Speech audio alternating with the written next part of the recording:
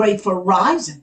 You know, this week I'm dedicated to our sister, activist Assata Shakur. Come on beneath the crust. You know, I'm going to mention this. Do you know DEI hire Patel, Patel, whatever that thing name is? He had the nerve to slant our sister. Now, I'm going to talk about that in my next podcast. But in this podcast, I want you to listen to what my sisters wrote to the Pope when the United States of America tried to get the Pope to denounce Cuba, to make Cuba let Miss Activist Shakur come back over here. Tupac Shakur, godmother slash auntie. Listen to the letter she wrote, and then I'm going to come back tomorrow when I'm going to talk about that DEI high hashtag Patel. Come on beneath the crust. My name is Assata Shakur, and I was born and raised in the United States.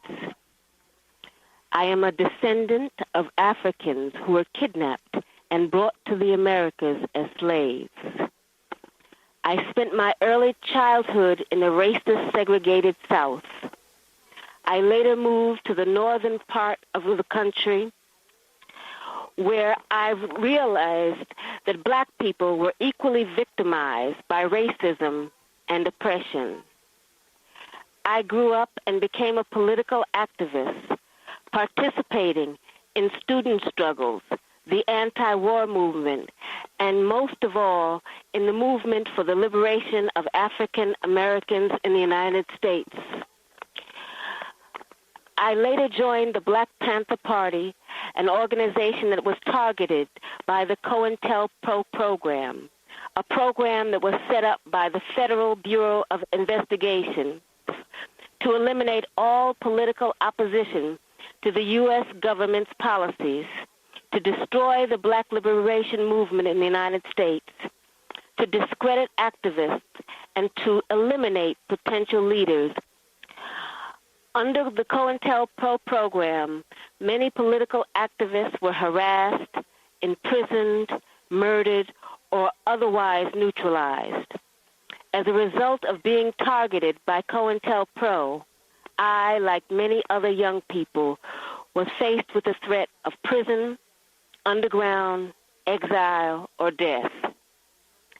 The FBI, with the help of local police agencies, systematically fed false accusations and fake news articles to the press, accusing me and other activists of crimes we did not commit. Although in my case the charges were eventually dropped or I was eventually acquitted, the national and local police agencies created a situation where, based on their false accusations against me, any police officer could shoot me on sight. It was not until the Freedom of Information Act was passed in the mid-'70s that we began to see the scope of the United States government's persecution of political activists. At this point, I think that it is important to make one thing very clear. I have advocated, and I still advocate, revolutionary changes in the structure and in the principles that govern the United States. I advocate self-determination for my people and for all oppressed people inside the United States. I advocate an end to capitalist exploitation, the abolition of racist policies, the eradication of sexism, and the elimination of political repression. If that is a crime, then I am totally guilty. To make a long story short, I was captured in New Jersey in 1973 after being shot with both arms held in the air and then shot again from the back. I was left on the ground to die, and when I did not, I was taken to a local hospital where I was threatened, beaten, and tortured. In 1977, I was convicted in a trial that can only be described as a legal lynching. In 1979, I was able to escape with the aid of some of my fellow comrades. I saw this as a necessary step, not only because I was innocent of the charges against me, but because I knew that the racist legal system in the United States, I would receive no justice. I was also afraid that I would be murdered in prison. I later arrived in Cuba, where I am currently living in exile as a political refugee. The New Jersey State Police and other law enforcement officials say they want to see me brought to justice. But I would like to know what they mean by justice. Is torture justice? I was kept in solitary confinement for more than 2 years, mostly in men's prisons. Is that justice? My lawyers were threatened with imprisonment and imprisoned. Is that justice? I was tried by an all-white jury without even the pretext of impartiality and then sentenced to life in prison plus 33 years. Is that justice? Let me emphasize that justice for me is not the issue I am addressing here. It is justice for my people that is at stake. When my people receive justice, I am sure that I will receive it too. I ask nothing for myself. I only ask you to examine the social reality of the United States and to speak out against the human rights violations that are taking place. On this day, the birthday of Martin Luther King, I am reminded of all those who gave their lives for freedom.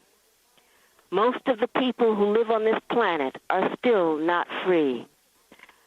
I ask only that you continue to work and pray to end oppression and political repression.